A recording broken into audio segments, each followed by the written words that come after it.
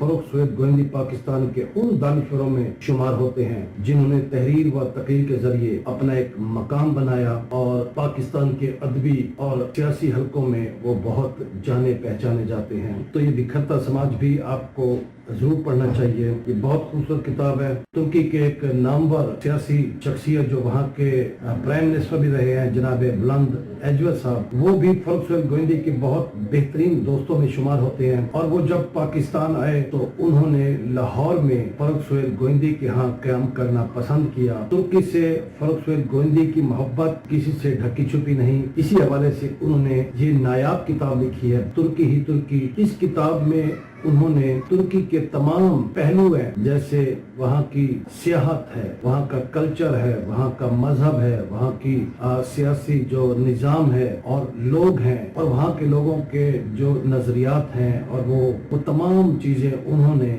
अपनी इस किताब तुर्की ही तुर्की में लिख दी हैं। इसमें उन्होंने उन आलमी नामवर शख्सियत का जिक्र किया है जिनसे उनकी मुलाकातें रही हैं या जिनसे उन्होंने इंटरव्यू किए। उसके साथ साथ पाकिस्तान के भी नामवर मशाहिर कराम के तज़किरे इस किताब में पढ़ने को आपको मिलेंगे। इसमें मेरा लिखा हुआ मज़मून भी शामिल है जो यकीनन इंशाल्लाह आपको पसंद आएगा। तो आप ये किताब पढ़ें, इंशाल्लाह बहुत महजूज होंगे।